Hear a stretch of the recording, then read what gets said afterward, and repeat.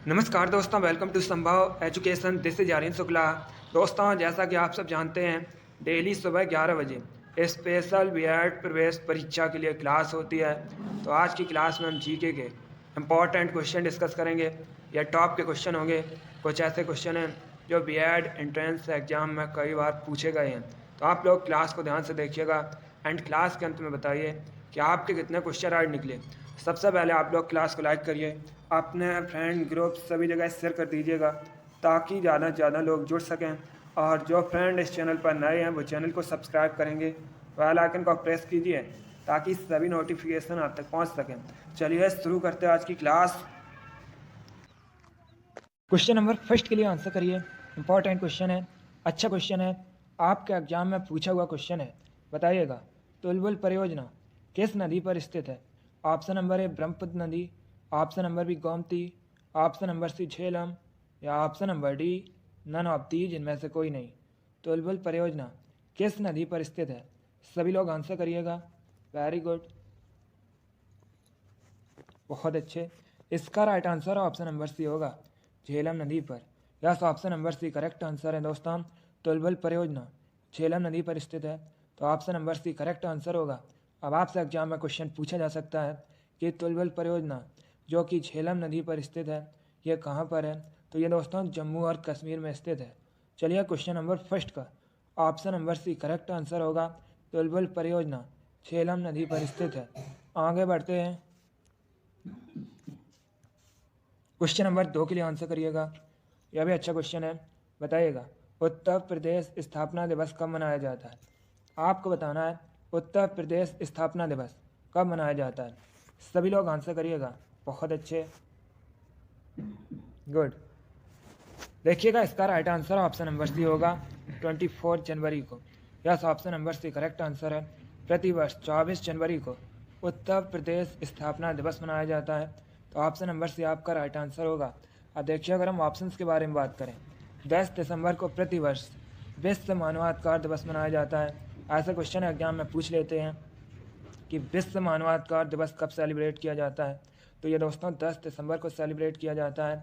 9 अक्टूबर को प्रतिवर्ष विश्व डाक दिवस मनाया जाता है, और 21 जून को प्रतिवर्ष अंतर्राष्ट्रीय योग दिवस मनाया जाता है। यह सभी इंपॉर्टेंट क्वेश्चन हैं, यहाँ से आपके एग्जाम में क्वेश्चन पूछे जा सकते हैं, तो आप लोग याद रखिएगा। चलिए क्वेश्चन नंबर 2 का option number C correct answer है, 24 जनवरी को प्रतिवर्ष उत्तर प्रदेश स्थापना दिवस मनाया जाता है। आगे बढ़ते हैं, क्वेश्चन नंबर 3 के लिए आंसर करिएगा। इंपॉर्टेंट क्वेश्चन है, आपके एग्जाम में पूछा हुआ क्वेश्चन है। बताइएगा, पश्चिम बंगाल में रानीगंज किसके लिए प्रसिद्ध है? पहली बात तो आप लोग याद रखिएगा, रानीगंज ये पश्चिम बंगाल में है। अब बताइएगा, ये किसके लिए प्रसिद्ध है? सभी लोग आंसर करिए। बहुत अच्छे, इसी प्रकार के क्वेश्चन आपके एग्जाम में जीके के पूछे जाते हैं, तो क्लास को ध्यान से देखिएगा। इसका right answer option number A होगा, कोयले के लिए। Yes, option number A correct answer होगा। आगे बढ़ते हैं, क्वेश्चन नंबर 4 के लिए आंसर करिए। इंपॉर्टेंट क्वेश्चन है, एग्जाम में पूछा हुआ क्वेश्चन है। बताइएगा, दाढ़ी बनाने के लिए किस दर्पण का प्रयोग किया जाता है? आपको बताना है दाढ़ी बनाने के लिए किस दर्पण का प्रयोग किया जाता है। ए समतल दर्पण का, बी उत्तल दर्पण का, सी अवतल दर्पण का, या डी नन ऑफ दीज इनमें से कोई नहीं। इंपॉर्टेंट क्वेश्चन है, इसका right answer option number C होगा, अवतल दर्पण का। Yes, option number C correct answer है। दाढ़ी बनाने के लिए अवतल दर्पण का प्रयोग किया जाता है। आगे बढ़ते हैं, अगला क्वेश्चन देखते हैं। क्वेश्चन नंबर 5 के लिए आंसर करिए। करंट से संबंधित क्वेश्चन है। बताइएगा, वर्तमान में रसिया के प्रेसिडेंट कौन है? आपको बताना है वर्तमान में रसिया के प्रेसिडेंट कौन है।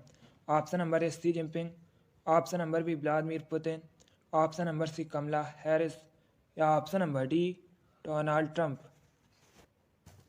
बताइएगा, वर्तमान में रसिया के प्रेसिडेंट कौन है, राष्ट्रपति कौन है? रसिया की राजधानी दोस्तों मॉस्को है। एग्जाम में पूछा हुआ क्वेश्चन है कि रूस की राजधानी क्या है, तो याद रखिएगा मॉस्को। क्षेत्रफल की दृष्टि से विश्व का सबसे बड़ा देश रसिया है। अभी आंसर करिए, क्वेश्चन नंबर 5 के लिए क्वेश्चन है, वर्तमान में रसिया के प्रेसिडेंट कौन है? गुड, इसका राइट आंसर होगा option number B Vladimir Putin. Yes, option number B correct answer है व्लादिमीर पुतिन। ये दोस्तों अभी रसिया के प्रेसिडेंट हैं शी जिनपिंग, वर्तमान में चाइना के प्रेसिडेंट हैं कमला हैरिस, ये वर्तमान में यूएसए की उपराष्ट्रपति हैं, और वर्तमान में यूएसए के राष्ट्रपति जो बाइडन हैं। इन ऑप्शंस के बारे में याद रखिएगा, यहाँ से आपका एग्जाम में क्वेश्चन पूछे जा सकते हैं। अगला क्वेश्चन देखते हैं। क्वेश्चन नंबर 6 के लिए आंसर करिए। इंपॉर्टेंट क्वेश्चन है, कई परीक्षाओं में यह क्वेश्चन इसी प्रकार से पूछा गया है। आपको बताना है सत्यार्थ प्रकाश के लेखक कौन है, बताइएगा। सत्यार्थ प्रकाश के लेखक कौन है? A Mahatma Gandhi, B Swami Dayanand Saraswati, C Swami Vivekananda, या D Raja Ram Mohan Roy. Important question है। इसका right answer option number B होगा Swami Dayanand Saraswati. Yes, option number B correct answer है दोस्तों। स्वामी दयानंद सरस्वती ने सत्यार्थ प्रकाश की रचना की है, तो ऑप्शन नंबर बी आपका राइट आंसर होगा। अब देखिए, अगर हम स्वामी दयानंद सरस्वती की बात करें, एग्जाम में क्वेश्चन पूछ लेते हैं कि स्वामी दयानंद सरस्वती का मूल नाम क्या था, तो दोस्तों मूल शंकर। स्वामी दयानंद सरस्वती का मूल नाम था वेदों की ओर लौटो। ये नारा दिया है दोस्तों स्वामी दयानंद सरस्वती ने, और स्वामी दयानंद सरस्वती ने 1875 में, कब दोस्तों, 1875 में आर्य समाज की स्थापना की थी मुंबई में। तो आप लोग इनके बारे में याद रखिएगा, यहाँ से क्वेश्चन एग्जाम में पूछे गए हैं, आगे भी पूछे जा सकते हैं। क्वेश्चन नंबर 6 का ऑप्शन नंबर भी करेक्ट आंसर होगा। स्वामी दयानंद सरस्वती की रचना है सत्यार्थ प्रकाश। आगे बढ़ते हैं। क्वेश्चन नंबर 7 के लिए आंसर करिए, बताइएगा। What is the national sport of France? आपको बताना है फ्रांस का राष्ट्रीय खेल क्या है, नेशनल स्पोर्ट क्या है। A cricket, B table tennis, C football, या डी बैडमिंटन। आंसर करिएगा सभी लोग। अच्छा क्वेश्चन है। आपको बताना है फ्रांस का नेशनल स्पोर्ट, राष्ट्रीय खेल क्या है। इसका right answer option number C होगा football. Yes, option number C correct answer है फुटबॉल। फ्रांस का राष्ट्रीय खेल है। फ्रांस की राजधानी पेरिस है।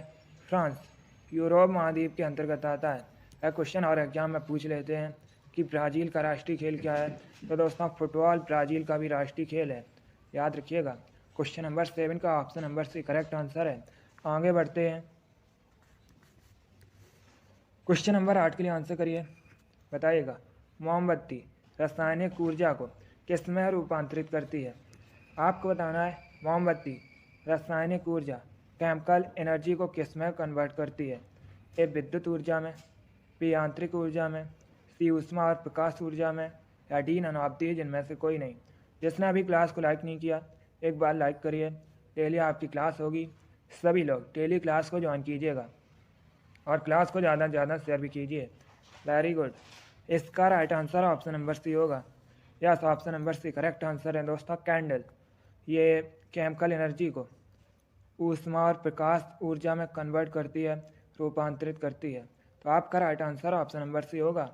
आगे बढ़ते हैं। क्वेश्चन नंबर 9 के लिए आंसर करिए। एग्जाम में पूछा हुआ क्वेश्चन है, अभी आपको बताना है ईवीएम का फुल फॉर्म क्या होता है, बताइएगा। What is the full form of EVM? EVM का पूर्ण रूप क्या होता है? इंपॉर्टेंट क्वेश्चन है, सरल क्वेश्चन है, आप लोग आंसर दे सकते हैं। इसका राइट आंसर ऑप्शन नंबर भी होगा electronic voting machine. Yes, option number भी करेक्ट आंसर है। ईवीएम का फुल फॉर्म होता है इलेक्ट्रॉनिक वोटिंग मशीन। आगे बढ़ते हैं। क्वेश्चन नंबर 10 के लिए आंसर करिए, बताइएगा। ऋग्वेद में किसके लिए पुरंदर शब्द का यूज हुआ है? सभी लोग बताइएगा। ऋग्वेद में किसके लिए पुरंदर शब्द का प्रयोग हुआ है?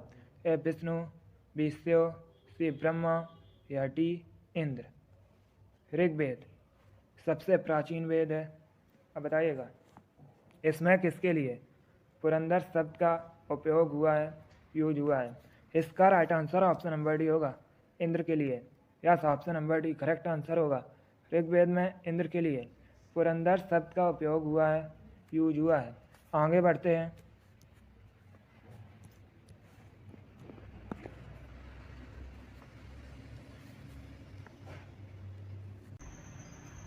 अब आंसर करिए क्वेश्चन नंबर 11 के लिए। अच्छा क्वेश्चन है, आपको बताना है फ्रांस का राष्ट्रीय खेल क्या है। ऑप्शन दिए गए हैं। Option number 1 cricket, option number B table tennis, option number C football या ऑप्शन नंबर डी बैडमिंटन। आपको बताना है फ्रांस का नेशनल स्पोर्ट क्या है। फ्रांस दोस्तों यूरोप महाद्वीप के अंतर्गत आता है।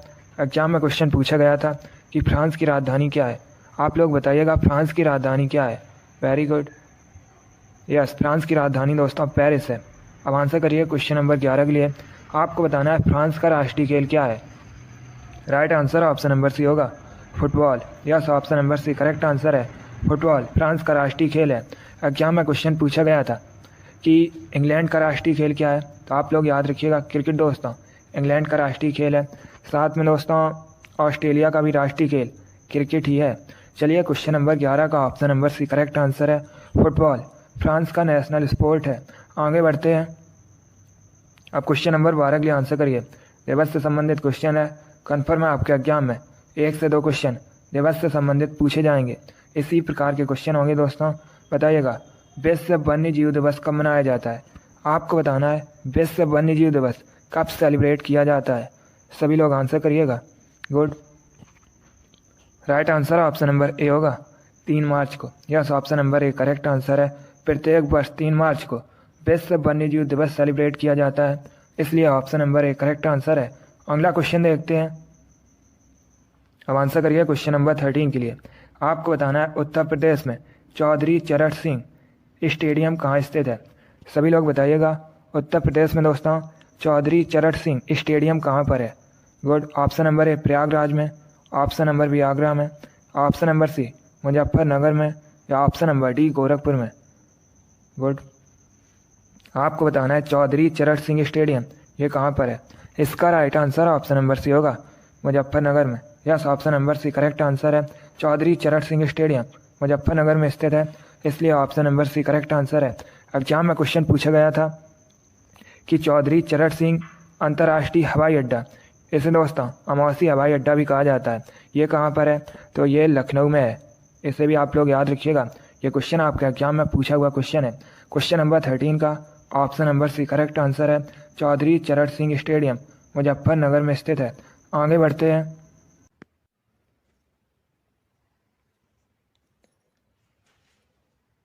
क्वेश्चन नंबर 14 के लिए आंसर करिए। अच्छा क्वेश्चन है, बताइएगा रडार यंत्र किस काम में आता है। आपको बताना है रडार किस काम में आता है। ऑप्शन को पढ़िए उसके बाद आंसर दीजिएगा। आपका एग्जाम में क्वेश्चन पूछा गया था कि रडार का फुल फॉर्म क्या होता है, तो याद रखिएगा रडार का फुल फॉर्म होता है रेडियो डिटेक्शन एंड रेंजिंग। अब बताइएगा यह किस काम में आता है। Right answer option number D होगा जहाज़ों की गति, स्थिति व दिशा मापने के लिए, तो ऑप्शन नंबर डी आपका राइट आंसर होगा। आगे बढ़ते हैं। क्वेश्चन नंबर 15 के लिए आंसर करिए। अब आपको बताना है रोजर फेडरर ये कहाँ के निवासी है। बताइएगा रोजर फेडरर कहाँ के निवासी है। पहली बात तो आप लोग याद रखिएगा रोजर फेडरर दोस्तों टेनिस के स्टार खिलाड़ी हैं। अब आपको बताना है इनका संबंध किस देश से है। Very good, option number B correct answer है स्विट्जरलैंड से। Yes, option number B correct answer है रोजर फेडरर स्विट्जरलैंड के स्टार टेनिस खिलाड़ी हैं। चलिए क्वेश्चन नंबर 15 का option number B correct answer है। बहुत अच्छे, अगला क्वेश्चन देखते हैं। क्वेश्चन नंबर 16 के लिए आंसर करिए। ये क्वेश्चन मैंने अभी आपको बताया था, तो आप लोग राइट आंसर करिएगा। आपको बताना है वानखेड़े स्टेडियम कहाँ स्थित है। ऑप्शन नंबर ए मुंबई में, बी लखनऊ में, सी न्यू दिल्ली में या डी चेन्नई में। अभी मैंने आपको ये क्वेश्चन बताया था, आप लोग राइट आंसर करिए। आपको बताना है वानखेड़े स्टेडियम कहाँ स्थित है। बहुत अच्छे, right answer option number A होगा मुंबई में। Yes, option number A correct answer है। अगला क्वेश्चन देखते हैं। क्वेश्चन नंबर 17 के लिए आंसर करिए। अच्छा क्वेश्चन है, साइंस से संबंधित क्वेश्चन है। पहले ध्यान से क्वेश्चन को पढ़िए उसके बाद आंसर करिएगा। गुड, आपको बताना है चांदी का, सिल्वर का लैटिन नाम क्या है। बताइएगा चांदी का लैटिन नाम क्या है। Option number A argentum, option number B aurum, option number C stannum या option number D none of these. आपको बताना है चांदी का लैटिन नाम क्या है। सभी लोग क्वेश्चन नंबर 17 के लिए आंसर करिएगा। Very good, right answer option number A होगा argentum. Yes, option number A correct answer है दोस्तों। चांदी का लैटिन नाम अर्जेंटम है, इसलिए option number A correct answer है। इसीलिए दोस्तों चांदी को AG से रिप्रेजेंट किया जाता है। ऑरम सोने का लैटिन नाम है। स्टेनम दोस्तों टिन का लैटिन नाम है। तो आप लोग इनके बारे में याद रखिएगा। इन तीनों ऑप्शन से आपके एग्जाम में क्वेश्चन पूछे जा सकते हैं। क्वेश्चन नंबर 17 का option number A correct answer है। चांदी का सिल्वर का लैटिन नाम अर्जेंटम है। आगे बढ़ते हैं। अब आंसर करिए क्वेश्चन नंबर 18 के लिए। आपको बताना है मोमबत्ती रासायनिक ऊर्जा को किस में रूपांतरित करती है। बताइएगा मोमबत्ती केमिकल एनर्जी को किस में रूपांतरित करती है। ए विद्युत ऊर्जा में, बी यांत्रिक ऊर्जा में, सी ऊष्मा और प्रकाश ऊर्जा में, या डी नन ऑफ दीज इनमें से कोई नहीं। बहुत अच्छे। इसका right answer option number C होगा, ऊष्मा और प्रकाश ऊर्जा में। Yes, option number C correct answer है। मोमबत्ती रासायनिक ऊर्जा को ऊष्मा और प्रकाश ऊर्जा में रूपांतरित करती है, इसलिए option number C correct answer है। Very good. आगे बढ़ते हैं। अब क्वेश्चन नंबर 19 के लिए आंसर करिए। आपको बताना है मध्य प्रदेश का राजकीय फल क्या है। बताइएगा मध्य प्रदेश का राजकीय फल क्या है। बहुत अच्छे। इसका right answer option number A होगा, आम। Yes, option number A correct answer है दोस्तों, आम मध्य प्रदेश का राजकीय फल है। आगे बढ़ते हैं। क्वेश्चन नंबर 20 के लिए आंसर करिए। इंपॉर्टेंट क्वेश्चन है, आपके एग्जाम में पूछा हुआ क्वेश्चन है। आपको बताना है साइप्रस द्वीप कहाँ स्थित है। बताइएगा साइप्रस द्वीप कहाँ स्थित है। बहुत अच्छे। इसका right answer option number A होगा, भूमध्य सागर में। Yes, option number A correct answer है दोस्तों, साइप्रस द्वीप ये भूमध्य सागर में स्थित है। आगे बढ़ते हैं। क्वेश्चन नंबर 21 के लिए आंसर करिए। आपको बताना है कोटा किस नदी किनारे स्थित है। बताइएगा कोटा किस नदी किनारे स्थित है। पहले आप लोग बताइएगा कोटा ये किस राज्य में है। सभी लोग जल्दी से आंसर करिए। आपको बताना है कोटा किस राज्य में है। उसके बाद बताइएगा कोटा किस नदी किनारे बसा है। गुड। यस दोस्तों, कोटा राजस्थान का शहर है। अब बताइएगा यह किस नदी किनारे बसा है। बहुत अच्छे। Correct answer option number D होगा, Chambal. Yes, option number D correct answer है, कोटा चंबल नदी किनारे स्थित है। अगला क्वेश्चन देखते हैं। क्वेश्चन नंबर 22 के लिए आंसर करिए। आपको बताना है माई कंट्री माई लाइफ पुस्तक किसके द्वारा लिखी गई है। बताइएगा माई कंट्री माई लाइफ पुस्तक के लेखक कौन है। बहुत अच्छे। इसका right answer option number D होगा, Lal Krishna Advani. Yes, option number D correct answer है दोस्तों, माई कंट्री माई लाइफ पुस्तक के लेखक लाल कृष्ण आडवाणी है, इसलिए option number D correct answer होगा। अगला क्वेश्चन देखते हैं। क्वेश्चन नंबर 23 आपके सामने है। इंपॉर्टेंट क्वेश्चन है। आपको बताना है भारत के किस राज्य को मसालों का बगीचा कहते हैं। आपको बताना है भारत में किस राज्य को मसालों का बगीचा कहा जाता है। ए आंध्र प्रदेश को, बी केरल को, सी तमिलनाडु को, या डी उत्तराखंड को। गुड। इसका right answer option number B होगा, केरल को। Yes, option number B correct answer है। केरल को भारत में मसालों का बगीचा कहा जाता है, इसलिए option number B correct answer है। एक क्वेश्चन आपके एग्जाम में पूछा गया था, मैंने भी आपको ये क्वेश्चन कई बार बताया है कि केरल की ऑफिशियल लैंग्वेज क्या है। ये क्वेश्चन आपके एग्जाम में पूछा हुआ क्वेश्चन है, तो आप लोग याद रखिएगा मलयालम दोस्तों केरल की ऑफिशियल लैंग्वेज है। क्वेश्चन नंबर 23 का option number B correct answer है, केरल को भारत में मसालों का बगीचा कहा जाता है। अगला क्वेश्चन देखते हैं। क्वेश्चन नंबर 24 आपके सामने है। बताइएगा गीता रैस पुस्तक के लेखक कौन है। आपको बताना है गीता रैस नामक पुस्तक के लेखक कौन है। ए जवाहरलाल नेहरू, बी बाल गंगाधर तिलक, सी महात्मा गांधी, या डी सुभाष चंद्र बोस। आपको बताना है गीता रैस नामक पुस्तक किसके द्वारा लिखी गई है। बहुत अच्छे। इसका right answer option number B होगा, Bal Gangadhar Tilak. Yes, option number B correct answer है दोस्तों, गीता रैस पुस्तक के लेखक बाल गंगाधर तिलक है। अगला क्वेश्चन देखते हैं। क्वेश्चन नंबर 25 आपके सामने है। अब आपको बताना है धनराज पिल्ले किस खेल से संबंधित हैं। बताइएगा धनराज पिल्ले किस खेल से संबंधित है। गुड। बहुत अच्छे। आपको बताना है धनराज पिल्ले किस खेल से संबंधित है। Right answer option number C होगा, हॉकी से। Yes, option number C correct answer है दोस्तों, धनराज पिल्ले एक भारतीय हॉकी के खिलाड़ी हैं, इसलिए option number C correct answer होगा। अगला क्वेश्चन देखते हैं। क्वेश्चन नंबर 26 के लिए आंसर करिए। इंपॉर्टेंट क्वेश्चन है, बताइएगा सलाल परियोजना किस नदी पर है। एक क्वेश्चन एग्जाम में पूछ लेते हैं कि सलाल परियोजना कहाँ पर है, तो याद रखिएगा दोस्तों ये जम्मू और कश्मीर में है। अब आपको बताना है ये किस नदी पर है। अच्छा क्वेश्चन है, बताइएगा सलाल परियोजना किस नदी पर है। Right answer option number D होगा, चिनाब नदी पर। Yes, option number D correct answer है।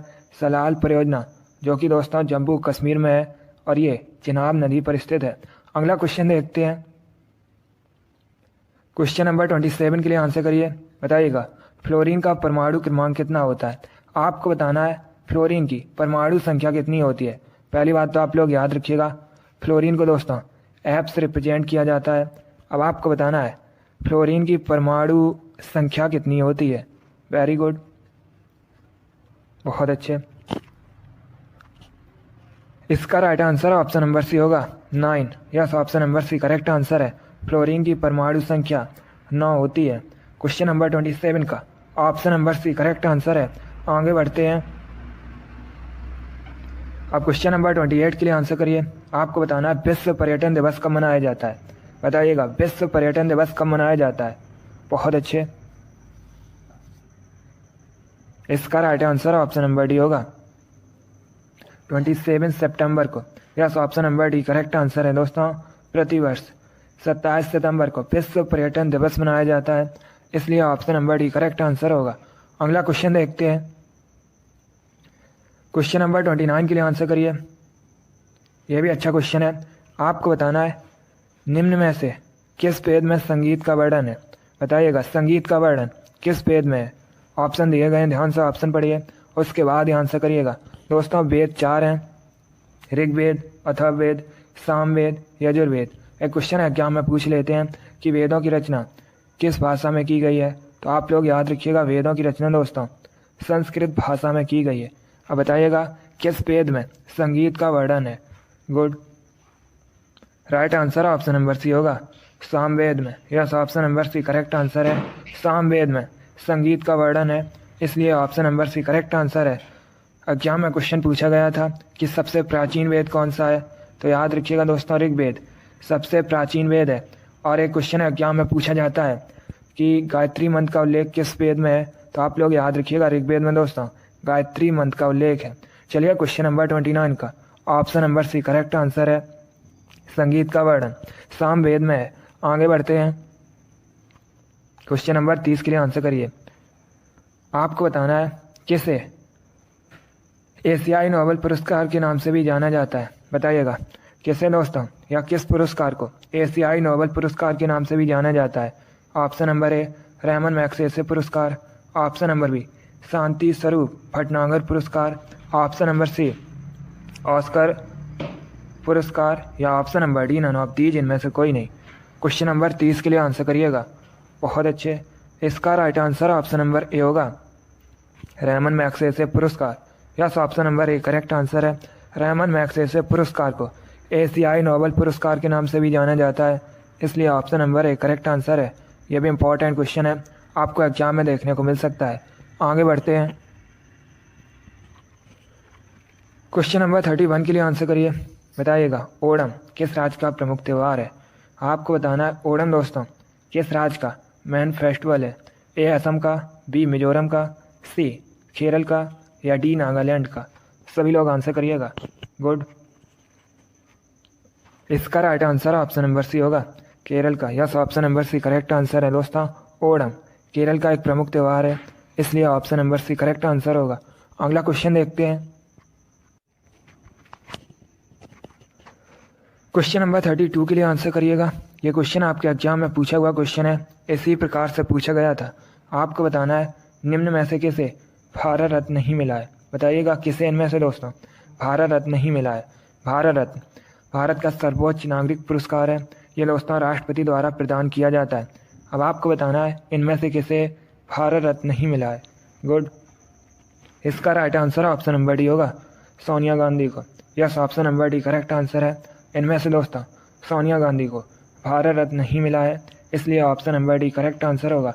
बाकी मोरारजी देसाई, गुलजारी लाल नंदा, राजीव गांधी, इनको भारत रत्न मिला है। क्वेश्चन नंबर 32 का option number D correct answer होगा। सोनिया गांधी को भारत रत्न नहीं मिला है। अगला क्वेश्चन देखते हैं। क्वेश्चन नंबर 33 आपके सामने है। बताइएगा गीत गोविंद के रचयिता कौन है। आपको बताना है गीत गोविंद इसके रचयिता कौन है। बहुत अच्छे, right answer option number B होगा Jayadev. Yes, option number B correct answer है दोस्तों। जयदेव गीत गोविंद के रचयिता हैं, इसलिए option number B correct answer होगा। देखिए एग्जाम में क्वेश्चन पूछा गया था। अगर हम ऑप्शन नंबर सी की बात करें, वाण भट्ट, हर चरित्र के लेखक कौन है, तो आप लोग याद रखिएगा वाण भट्ट हैं। और एक क्वेश्चन पूछा जाता है कादम्बरी के लेखक कौन है, तब भी आप लोग याद रखिए वाण भट्ट। चलिए क्वेश्चन नंबर 33 का option number B correct answer है गीत गोविंद के रचयिता दोस्तों गीत गोविंद के जयदेव हैं। आगे बढ़ते हैं। क्वेश्चन नंबर 34 के लिए आंसर करिए। बताइएगा महाभारत में अर्जुन किसके पुत्र थे। आपको बताना है महाभारत में दोस्तों अर्जुन किसके पुत्र थे। एग्जाम में क्वेश्चन पूछा जाता है कि महाभारत को और किस नाम से जाना जाता है, तो आप लोग याद रखिएगा महाभारत को दोस्तों जय संहिता के नाम से भी जाना जाता है। एक क्वेश्चन और पूछ लेते हैं एग्जाम में कि महाभारत का युद्ध कितने दिनों तक चला था, तो याद रखिएगा 18 दिनों तक दोस्तों महाभारत का युद्ध चला था। अब बताइएगा आप लोग महाभारत में अर्जुन किसके पुत्र थे। Right answer option number B होगा पांडु का। Yes, option number B correct answer है। आगे बढ़ते हैं। क्वेश्चन नंबर 35 के लिए आंसर करिए। आपको बताना है भारत में किसान दिवस कब सेलिब्रेट किया जाता है। ये भी अच्छा क्वेश्चन है। आपको बताना है भारत में किसान दिवस कब मनाया जाता है। क्वेश्चन नंबर 35 के लिए आंसर करिएगा। इसका right answer option number A होगा 23 दिसंबर को। Yes, option number A correct answer है। प्रतिवर्ष भारत में 23 दिसंबर को किसान दिवस मनाया जाता है, इसलिए option number A correct answer होगा। क्वेश्चन नंबर 35 का option number A correct answer है। भारत में 23 दिसंबर को किसान दिवस सेलिब्रेट किया जाता है। बहुत अच्छे दोस्तों, वेरी गुड गुड गुड। चलिए दोस्तों आज की क्लास में हमने जीके के 35 इंपॉर्टेंट क्वेश्चन डिस्कस किए with extra fact. I hope आप सभी को ये क्वेश्चन समझ आए होंगे। सो लाइक करिए, शेयर करिए। चैनल पर नए हैं तो चैनल को सब्सक्राइब कीजिए, बेल आइकन को प्रेस कीजिए ताकि सभी नोटिफिकेशन आप तक पहुंच सकें। आप लोग अपना स्कोर कमेंट बॉक्स में ज़रूर बताइए कि आपके कितने क्वेश्चन राइट निकले। इसी के साथ मैं आपको मिलूंगा अगली क्लास में। Thank you guys, thank you for watching. God bless you all.